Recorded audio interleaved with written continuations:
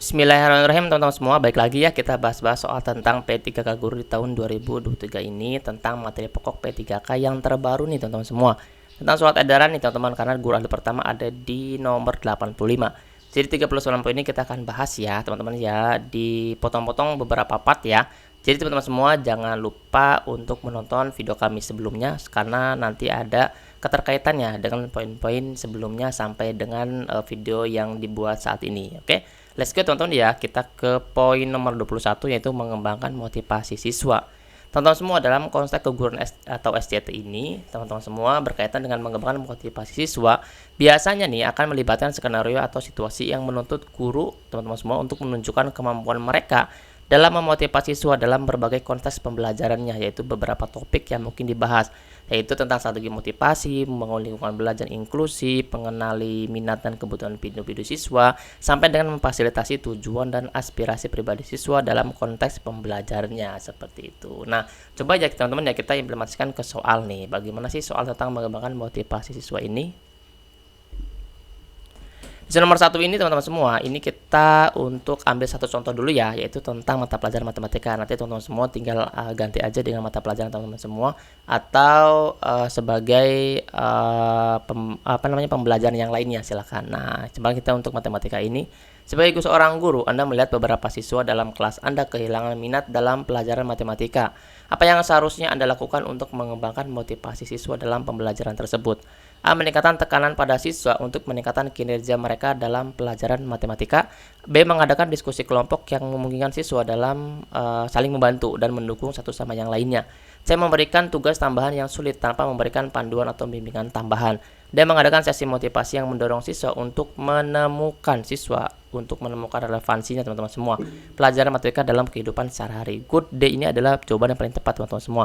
Ini memiliki poin paling tinggi, itu poin 5, karena dalam SJT itu 1 sama dengan 5 ya, karena seluruh option itu adalah benar semua. Jadi optionnya adalah poin 1 sampai dengan poin 5. Jadi opsi yang akan kita pilih adalah yang D teman-teman semua. Di sini sudah paling komplit. Dia mendorong siswa ini sebagai motivasi eksternalnya, sehingga dia dikaitkan pelajaran tersebut dengan kehidupan sehari-hari atau contextual learningnya. Opsi D ini adalah opsi yang paling tepat teman-teman semua, mengadakan sesi motivasi yang mendorong siswa untuk menemukan relevansi pelajaran matematika dalam kehidupan sehari-hari. Jadi teman-teman semua nanti bisa dikaitkan dengan mata pelajarannya, atau misalkan berkaitan dengan yang lainnya, tetap soalnya tentang adalah SJT ya. Let's go teman-teman ya, kita ke soal nomor 2, masih tentang mengembangkan motivasi siswa nih. Sebagian siswa menunjukkan sikap pasif dan kurang antusias dalam mengikuti diskusi kelas. Bagaimana Anda akan mendorong mereka untuk lebih aktif berpartisipasi dan terlibat dalam pembelajarannya? A. Menghukum siswa, ini yang akan kita pilih, karena menghukum siswa yang tidak aktif itu adalah kesalahan ya, tidak akan memberikan pemecahan masalah yang lebih baik lagi. Yang B. Mengurangi frekuensi diskusi. Mengurangi frekuensi diskusi yang akan kita pilih. Yang C. Mendorong siswa untuk bekerja sendiri pun tidak akan kita pilih. Yang D. Menyediakan waktu tambahan untuk siswa dalam mempersiapkan argumen sebelum diskusi. Good, boleh kita untuk checklist dulu. Yang E. Memberikan dorongan positif dan pengakuan atas kontribusi siswa dalam diskusi. Bagus banget teman-teman semua. Di sini bagian siswa menunjukkan sikap pasif dan kurang antusias dalam mengikuti diskusi kelas. Bagaimana Anda akan mendorongnya? Dorongannya adalah motivasi eksternal. Motivasi eksternal dari guru tersebut adalah dorongan positif ini. Jadi yang akan kita pilih adalah option E tersebut teman-teman semua, yang memiliki poin paling tinggi. Memberikan dorongan positif dan pengakuan atas kontribusi siswa dalam diskusi. Dengan memberikan dorongan positif dan pengakuan, Anda dapat memotivasi siswa untuk lebih aktif terlibat dalam diskusi kelas, seperti itu. Jadi opsi yang paling tepat adalah yang E, yang memiliki poin paling tinggi, yaitu poin 5. Nah, kita lanjut lagi ya di poin nomor 22 ini, behavior modification dan habits formation nih teman-teman semua. Dalam konteks soal SJT ini teman-teman semua, itu tentang keguruan berkaitan dengan behavior modification, Anda mungkin akan dihadapkan pada skenario atau situasi yang menuntut Anda untuk menunjukkan pemahaman tentang prinsip-prinsip yang terkait dengan mengubah perilaku siswa dan membentuk kebiasaan yang positif. Beberapa contohnya seperti ini. Anda memiliki seorang siswa yang cenderung malas dan kurang tertib dalam menyelesaikan tugas. Bagaimana Anda akan memodifikasi perilakunya agar lebih proaktif dan teratur dalam mengerjakan tugas. Jadi soal-soalnya berkaitan dengan seperti itu. Coba ya teman-teman ya kita implementasikan ke soal nomor 3. Anda memiliki seorang siswa yang sering terlambat dalam mengumpulkan tugas dan cenderung tidak tertib dalam menjaga jadwal. Bagaimana Anda akan memodifikasi perilakunya agar lebih disiplin dan teratur? A. Memberikan peringatan verbal yang keras setiap kali siswa terlambat dalam mengumpulkan tugas. B. Mengabaikan perilaku terlambat siswa karena Anda merasa tidak memiliki waktu yang cukup. C. Membuat jadwal harian yang jelas dan memberikan penghargaan bagi siswa yang mendapati atau mengikuti jadwal tersebut. Good, teman-teman. Yang C ini udah bagus banget. Pertama adalah dia membuat jadwal harian. Ini supaya baku, teman-teman semua. Sehingga memberikan penghargaan. Ini adalah reward untuk siswa tersebut. Jadi opsi yang paling tepat adalah yang C. Kenapa kita akan pilih yang C? Karena ini udah paling tepat banget, teman-teman ya, udah paling tinggi dan banyak poinnya. Kalau misalnya kita sudah terlihat yang banyak poinnya, ya bisa kita langsung checklist aja atau kita langsung pilih aja opsi tersebut. Kalau misalkan teman-teman mau lihat DE, boleh nanti kita coba bahas ya. Yang D memberikan tugas tambahan yang sulit sebagai hukuman setiap kali siswa terlambat, ini akan kita pilih. Yang E mengizinkan siswa untuk terus berperilaku tertib tanpa campur tangan, ini pun kita langsung delete aja. Jadi opsi C ini adalah poin yang paling tinggi, teman-teman. Poin 5 ya. Membuat jadwal harian yang jelas dan memberikan penghargaan bagi siswa yang dapat mengikuti jadwal tersebut. Dan membuat jadwal yang jelas dan memberikan penghargaan atas kedisiplinan siswa. Teman-teman semua menerapkan prinsip behavior modification yang positif untuk membentuk kebiasaan yang lebih teratur dan disiplin, seperti itu. Jadi opsi yang akan kita pilih adalah opsi C ya, teman-teman, yang memiliki poin paling tinggi, yaitu poin 5. Nah, soal nomor 4 ini masih tentang behavior modification, teman-teman semua. Beberapa siswa dalam kelas Anda seringkali terlibat dalam perilaku gangguan yang mengganggu proses pembelajaran. Bagaimana Anda akan menggunakan prinsip behavior modification untuk mengatasi masalah ini? A. Menerapkan sistem penghargaan yang memotivasi siswa untuk berperilaku baik dan mendukung pembelajaran. B. Menghukum seluruh kelas setiap kali ada siswa yang terlibat. Ini langsung kita delete aja, teman-teman, yang B.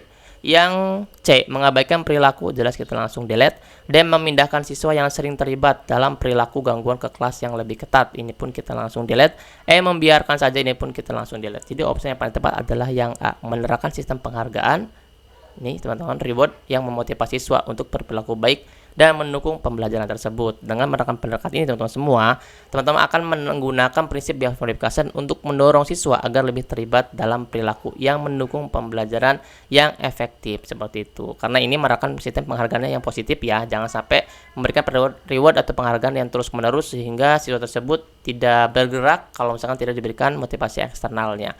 Jadi kita harus lihat dulu konsekuensinya, teman-teman semua, dan lihat dulu opsinya mana yang paling tepat yang tidak memunculkan konflik lanjutan, seperti itu. Nah, kita soal nomor 5 ini tentang 23 prinsip, teman-teman semua. 23 prinsip. Poin nomor 23 ini tentang prinsip-prinsip reward dan punishment, teman-teman semua. Nah, sebelum ke soalnya kita lihat dulu ya. Teman-teman semua, dalam soal ini teman-teman semua diprediksikan Anda akan dihadapkan dengan skenario atau situasi yang menuntut Anda untuk memilih tindakan yang tepat berdasarkan penggunaan strategi motivasi yang efektif. Berikut adalah beberapa contoh skenario yang mungkin teman-teman temui dalam soal SJT tersebut. Anda memiliki seorang siswa yang secara konsisten menunjukkan perilaku yang positif dan berprestasi. Bagaimana Anda akan memberikan penghargaan atas perilaku siswa tersebut untuk memperkuat motivasi siswa tersebut atau motivasi positifnya. Nanti ada soal-soal yang berkaitan dengan seperti itu, ada juga yang berkaitan dengan melanggar peraturan, nanti bagaimana dijadikan punishment-nya.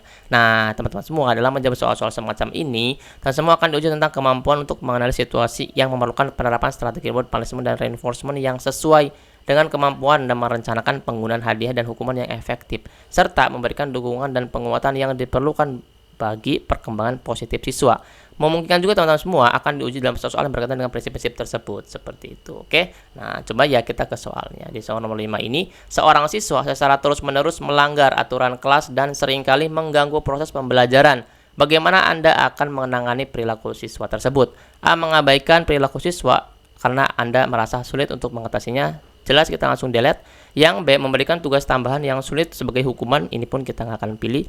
C. Menjatuhkan hukuman yang tidak sesuai, ini jelas nggak akan kita pilih karena harus menjatuhkan hukuman sesuai dengan pelanggarannya. D. Melibatkan siswa dalam kegiatan pengabdian masyarakat sebagai hukuman, boleh kita coba checklist dulu ya. Yang E. Memperlakukan sanksi yang sesuai dengan pelanggarannya, good, ini adalah opsi yang paling tepat, adalah option E. Memperlakukan sanksi itu sesuai dengan pelanggaran yang dilakukannya. Merupakan sanksi tersebut, teman-teman semua, Anda mengaplikasikan prinsip punishment secara tepat guna untuk memperbaiki perilaku tersebut. Lihat teman-teman ya, kalau punishment itu untuk memperbaiki perilaku siswa tersebut, bukan malah menghukum itu sebagai dasar untuk kebencian atau yang lainnya karena dia melanggar peraturan, bukan, tapi untuk mengubah perilaku tersebut menjadi lebih positif lagi atau lebih baik lagi, seperti itu. Nah, untuk teman-teman semua yang belum daftar webinar P3K Guru di soal terbaru ini, silahkan teman-teman untuk masuk teman-teman ya, untuk daftar di chat WA Mintar di 0877 23317506. Teman-teman semua, nanti semua biaya pendaftarannya untuk di kegiatan sosial dan disedekahkan ya. Silahkan teman-teman semua, mudah-mudahan dengan ini teman-teman semua menjadi lebih baik lagi, bermanfaat lagi, dan memberikan kita untuk lebih sukses lagi di P3K ini. Mudah-mudahan teman-teman semua lulus ya, amin. Nah, sekali lagi teman-teman, kita ke soal nomor 6, masih tentang prinsip-prinsip reward dan punishment ya. Beberapa siswa menunjukkan kesulitan dalam memahami materi pelajaran dan memerlukan bantuan tambahan. Bagaimana Anda akan memberikan reinforcement positif kepada siswa tersebut? A. Meningkatkan beban tugas sebagai bentuk reinforcement-nya. B. Meningkatkan tekanan pada siswa. Ini teman-teman, meningkatkan beban tugas, jelas kita langsung delete ya. Meningkatkan tekanan pada siswa agar bisa memahami materi tanpa bantuan, jelas kita langsung delete. C. Menyediakan bantuan tambahan dan sumber daya yang diperlukan bagi siswa yang membutuhkan, good, kita checklist. D. Mengabaikan kesulitan siswa, kita langsung delete saja. E. Memberikan tugas tambahan yang rumit sebagai bentuk reinforcement-nya. Oke, kita boleh deh ya. Tapi kalau misalkan tambahan yang rumit ini jelas gak akan kita pilih ya. Ini poin paling tinggi. Ini poin paling rendah teman-teman semua. Jadi ini kita langsung delete aja deh supaya nggak ke distract. Yang C. Menyediakan bantuan tambahan. Ini adalah poin paling tinggi teman-teman semua. Menyediakan bantuan tambahan dan sumber daya yang diperlukan bagi siswa yang membutuhkan dengan menyediakan bantuan yang tepat. Teman-teman semua memberikan reinforcement positif yang dapat memperkuat kemampuan belajar siswa. Penguatan ini teman-teman semua akan diberikan kepada siswa tersebut sehingga dia mendorong motivasi internalnya sehingga tanpa ketergantungan dengan motivasi eksternalnya. Jadi teman-teman semua akan pilih opsi-opsi yang berkaitan dengan seperti itu. Mudah-mudahan ini bermanfaat dan teman-teman semua bisa langsung pilih opsinya teman-teman semua, karena SJT ini insya Allah akan soal-soalnya nggak jauh beda dengan perilaku kerja sederhana teman-teman semua. Jadi opsinya semuanya ada bobot nilainya 1 sampai dengan 5. Jadi insya Allah akan teman-teman pilih opsi yang paling tinggi, yaitu poin 5 ya. Jangan sampai teman-teman milih untuk yang poin paling rendah teman-teman, karena kita harus mendulang banyak nilai untuk kita mengalahkan pesaing-pesaing kita yang lainnya. Oke, coba di soal nomor 7 ini sebelumnya kita masuk ke poin 24, desain pembelajaran. Ini teman-teman semua, dalam konteks soal SJT yang berkaitan dengan pembelajaran, Anda mungkin akan dihadapkan pada skenario atau situasi yang menuntut Anda untuk memilih strategi pembelajaran yang tepat berdasarkan kebutuhan dan karakteristik kelas. Beberapa contoh skenario yang mungkin muncul adalah sebagai berikut. Nih, misalkan ya, Anda telah diberikan tanggung jawab untuk merancang rencana pembelajaran yang efektif untuk kelas dengan tingkat keterampilan yang beragam. Bagaimana Anda akan menyusun strategi pembelajaran yang inklusif dan sesuai dengan kebutuhan setiap siswanya. Nah, seperti itu contoh-contoh dari soal-soal SJT tentang desain pembelajarannya.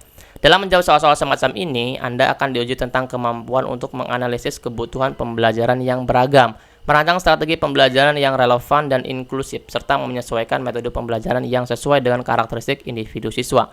Kemampuan untuk merancang materi pembelajaran yang menarik, relevan, dan mendukung perkembangan positif siswa mungkin akan diuji teman-teman semua dalam soal-soal yang berkaitan dengan desain pembelajaran tersebut. Nah, kita lihat ya contoh soalnya seperti apa sih.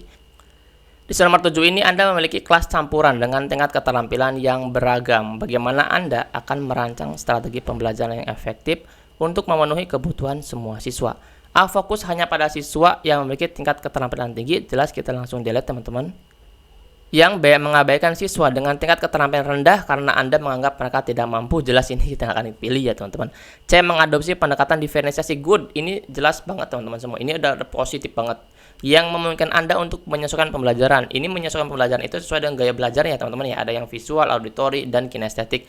Opsi C ini adalah kandidat paling tinggi poinnya. Yang D. Memberikan tugas tambahan yang sulit. Jelas kita langsung delete. C.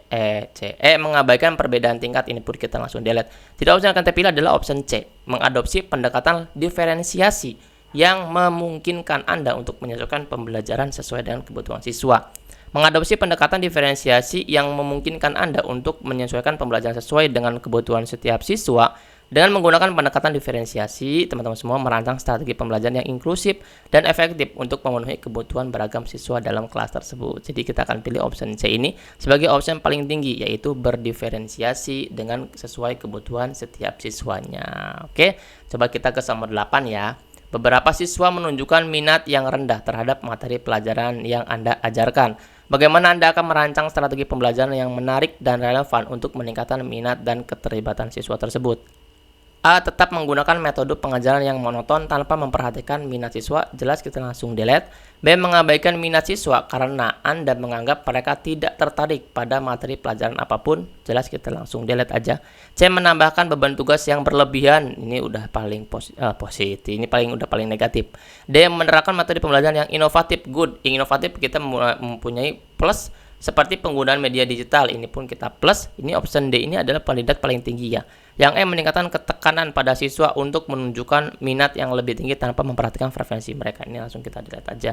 Jadi opsi yang kita pilih adalah yang D teman-teman semua, menerapkan metode pembelajaran yang inovatif dan menarik seperti penggunaan media digital dan proyek kolaboratif dengan menggunakan metode pembelajaran yang menarik dan relevan. Anda teman-teman semua dapat meningkatkan minat dan keterlibatan siswa dalam proses pembelajarannya, seperti itu. Gampang ya teman-teman ya, soal SCT ini menurut teman-teman bisa lebih fokus lagi. Sebenarnya kalau teman-teman fokus, teman-teman pasti bisa pilih opsi yang paling tepat, yaitu dengan poin 5. Coba teman-teman ya, sebelum ke nomor 9 kita bahas di poin 25 ini tentang facilitating learning teman-teman. Dalam konteks soal SCT tersebut, berkaitan dengan facilitating learning, Anda memungkinkan akan dihadapkan pada skenario atau situasi yang menuntut Anda untuk menunjukkan pemahaman tentang strategi dan teknik yang efektif dalam memfasilitasi pembelajaran siswa. Beberapa contoh skenario yang mungkin muncul adalah sebagai berikut. Misalkan nih, Anda diberi tanggung jawab untuk merancang pembelajaran yang mendukung dan memfasilitasi pengembangan keterampilan kritis dan kreatif siswa. Bagaimana Anda akan merancang strategi pembelajaran yang memfasilitasi perkembangan keterampilan tersebut? Nah, seperti itu misalkan ya. Teman-teman semua, dalam menjawab soal-soal semacam ini, Anda akan diuji tentang kemampuan untuk memahami kebutuhan dan karakteristik pembelajaran siswa, merancang strategi pembelajaran yang inklusif, serta menciptakan lingkungan pembelajaran yang mendukung dan memfasilitasi perkembangan positif siswa tersebut. Nah, kemampuan untuk menggunakan teknik pengajaran yang memfasilitasi pembelajaran yang aktif, kolaboratif, dan kreatif juga mungkin akan diuji dalam soal-soal berkaitan dengan facilitating learning ini, seperti itu. Nah, kita lihat ya teman-teman ya, soalnya seperti apa sih?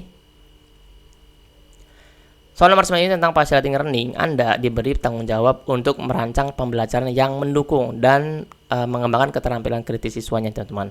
Bagaimana Anda akan merancang strategi pembelajaran yang memfasilitasi perkembangan keterampilan tersebut? A. Tetap menggunakan metode pengajaran yang tradisional tanpa memperhatikan keterampilan kritis, jelas kita langsung delete. B. Menerapkan pendekatan pembelajaran yang mendorong siswa untuk berpikir kritis, good. Ini teman-teman bagus ya, yang B ya. C. Mengurangi fokus pada pengembangan keterampilan kritis dan kreatif Anda merasa sulit untuk mengimplementasikannya, ini langsung kita delete. D. Menambahkan lebih banyak tugas dan ujian untuk mengukur kemampuan kritis kreatif siswa, ini tidak akan kita pilih. Yang E. Mengabaikan pentingnya keterampilan kritis dan kreatif, mengabaikan, jelas kita langsung delete aja. Menyisakan B yang paling positif daripada opsi yang lainnya. Tetap semua lihat ya, menerapkan pendekatan pembelajaran yang mendorong siswa untuk berpikir kritis dan kreatif dalam pemecahan masalah dengan menerapkan pendekatan pembelajaran yang tepat, teman semua dapat memfasilitasi perkembangan keterampilan kritis dan kreatif siswa secara efektif, seperti itu. Jadi opsi B ini akan kita pilih sebagai opsi yang paling tinggi nilainya, teman-teman, nilai 5, tentang menerapkan pendekatan pembelajaran yang mendorong siswa untuk berpikir kritis dan kreatif dalam pemecahan masalahnya, seperti itu. Coba ya kita ke soal nomor 10, masih tentang facilitating learning ya teman-teman ya. Di kelas Anda, beberapa siswa menunjukkan ketidakberanian dalam mengemukakan pendapat atau bertanya. Bagaimana Anda akan memfasilitasi pembelajaran untuk menciptakan lingkungan yang mendukung partisipasi aktif siswa tersebut? A. Menciptakan lingkungan yang aman dan mendukung di kelas yang mendorong partisipasi aktif, good, kita langsung checklist. B. Memaksa siswa. Nah, kalau memaksa nggak kita pilih ya, harusnya ini adalah memberikan luang atau misalkan memberikan kesempatan kepada siswa untuk berpartisipasi, jadi bukan memaksa. C. Mengabaikan ketidakberaniannya, langsung kita delete. D. Memberikan hukuman kepada siswa yang tidak berpartisipasi sebagai upaya untuk memaksa mereka terlibat, memaksa lagi kita langsung delete.